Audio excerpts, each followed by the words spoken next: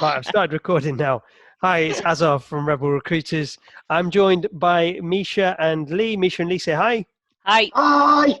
Okay, so we've done a really long version of this video, but we're going to try and So get this long. out within 6 minutes. So very quickly, we're going to be covering today how to get a killer recruitment process to get you the devs that you want. If you have nightmares about recruiting devs, you keep losing them along the way, you're getting really negative feedback about your interview process and you're just stumped, stay tuned because we're going to try and give you some real good insights. So very quickly, Mish, if you could introduce yourself, that'd be great. I'm a lead dev recruiter at Rebel Recruiters. I've been doing it for 7 years. 7 long years. Go on then, Leigh, top that. I am the inferior version of Mica. I also recruit developers, but I don't do it as nicely. Yeah, I'd go along with that. Yeah. Okay, right. So we're going to obviously we're going to talk about the best recruitment process, but let's start with the worst. So, or things that complete no-nos. So hit me with it. Something that absolutely puts devs off and will lose you developers along the process if you do this. Lack of communication, no value added, and making it all about yourself. Yeah, massive technical tests that seem irrelevant, have stupid rules like no Google, and don't actually seem to want to test anything in particular. They're just there for being their sake. Yeah. Leigh, you mentioned about I think you said the word value, no value added. Is that? Yeah. Okay. What do you mean by that? At every stage of your process, which should be a maximum of 3 ideally, to be perfectly honest, at every stage of your process, you need to be adding value to the person that is interviewing with you. So that can be giving them some insight as to how the team actually develops. It can be giving them a technical test that really interests them. And you know, they need to walk away from that, where even if they don't get hired, they still look back on that process and go, you know what, I actually got something out of it. Yeah, and it was They enjoyable. need to get something out of every single stage. Yeah. If they're not, it's a waste of a stage. Okay, so throwing it back at you then, how does a company do that? How does a dev manager sitting there tearing his hair out, change his or her interview process to get the people that they need? Make it less formal. Make it less formal. Have some kind of initial contact with a relevant person, either if you have to on the phone, but ideally face to face or video, so that you can see people like they are a real person. Then move to a technical test that, as we have discussed, is enjoyable, or at the very least just not really long and labor intensive. Make it serve a purpose. Then have a review of the technical test with a panel of people that you're going to be working with on site or video again, so that you can see the people, get the feedback, understand them, see the actual, like the people and the nature of the people that you're going to be working with as well. Bob's your uncle. Yeah. I want this in the short version as well, because it really does need to be stressed. Like, when you're asking a developer to write code for a technical test, you are asking them to do their job for free. This does not happen in anything else outside of like trades work or something. So when I say every stage has to add value, that's why, because you are asking them to do things that they could otherwise charge you money for. Yeah. So yeah, you need to be adding value. Yeah. Okay. And it's a two-way street. It's a two-way street. The developer is not the luckiest person on earth to be chosen to work with you necessarily. He might be, but you are also lucky for him or her to choose you to work at as well. Yeah. Okay. So you're saying that at the start of the process, it should be super informal. Before you give them a monolithic technical test, get buy-in. Let them see you in your natural kind of environment with your, not necessarily like, with your hair down, but in a more relaxed setting, before you ask them to show you the goods. Yep. Okay. And then once you've done that, feedback for tests. I know that's one of the real bugbears for developers. They put 2 or 3 hours into this test. 5 days later, they've not heard anything. Yeah.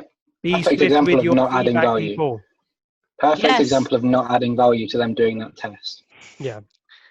Yes, Lee. I can say for sure. I mean, I've been recruiting devs with doing technical tests for probably about 10 years now. And that is probably the single most infuriating aspect for developers. They've put the time in and they're excited because this is work that they're super passionate about, right? Yeah. They want to know what you think of it. Yeah. Rightly so. Don't keep them hanging, because that makes them feel like they're just going through the process. And again, they're at your whim and mercy. So Preach, don't do Azar. that. Please don't do that. Yeah. What he Okay. said. So you give them the feedback on the test, bring them in for one stage face-to-face with their peers and management. One stage. There we go. Yeah. One stage. And be real. Be your actual self. Get jiggy with it, like you know? that real. Get down with the kids. Yeah, but don't put on a facade. Don't put on a facade. Don't make it more stressful than it has to be. Huh? Do not put on a face aid. Don't do it. You're adding value here, Lee. Right. Here's a question, throwing a spanner in the mix. Would you, if you're interviewing a developer and you've got concerns or you've got maybe negative feedback on the test, would you hit them with it in the interview? Or would Hell you, yeah. Okay. Yes, as long as you have a solution. Like, don't just tell them that they did it wrong and then leave it at that. Tell them how the other developers in the team might have done it differently to achieve a different outcome. All right. Well, ask them why they did it that way in the first place. Yeah. You know, they might have got like a really good reason for it that you just wouldn't have thought of. I don't tell them that they're wrong, because like, just because it doesn't do the thing that you want it to do, it might do something completely different. But have that discussion with them. Like, tell them, look, I probably would have done this a different way. I might have done it this way. This is the reason why. Why did you do it like that? And if you can't justify it, then fair enough. Like, accept that there are better ways of doing it. And if they can't accept that and they flip the table over and storm out, probably don't hire them. Also, if you have like specific things that you want to see from the solution of a test, make that crystal clear. Yeah. Because a lot of tests are very, very open to interpretation, especially if you're giving them freedom with the language and stuff, which is awesome. But in that case, if you want to see a specific like output or something, you need to tell them that's what you need to see. Yeah. They're very, very detail focused people. Yes, and don't tell them that you can use any language and then they learn a whole new language for the thing and then penalize them for not doing it well enough in that language that they've just learned. Yep. I think another point, which you guys have mentioned to me before, is if they are, no, it's completely slipped my mind. It was there. It was right there in my head and it's completely gone. They've done the test. Yes, there we go. I've got it. Yes. Yeah. If they've done the test, or if they're doing the test, let them ask questions. Well done, Azar. Well done. Open feedback loop. Nice one. I'm fasting, guys. Okay. I know. I'm thinking you're about doing food, great. Bananas, vegetarian sausages. Yeah.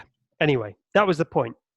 Let them. Let them ask. Let them ask questions. Ask questions. Yeah.